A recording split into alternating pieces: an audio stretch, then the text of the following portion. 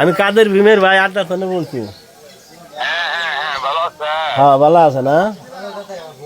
কাজের তো এলো না। আবু কইলাম আজকে ব্যস্ত আছে তো। তোর কথা জিজ্ঞেস করে বারবার চেয়ারম্যান। হ্যাঁ আমি কইছি, কইল ঠিক আছে। আমি বাজারে যে আড্ডার মোড়ে আমার একটা ঘর আছে বুঝছেন, এই ঘরটা জামাইতে এরা এক মাসের জন্য ভাড়া চাই, দেন যায়? না, দিবেন না। আমি আপনার 1 মাসের ভাড়া কালকে আমার কাছে নিয়ে যাবেন। আর 5,000 টাকা দিবে চাই। আমি 5,000 টাকা আপনার দেবো, কালকে নিয়ে যাবেন। দিবেন না, ঘর ভাড়া দিবেন না। আমার কথা বললেন না, কিন্তু দিবেন না। ঠিক আছে। একদম দিবেন না। কালকে আমার কাছে আসেন সকাল 10টা 10:30।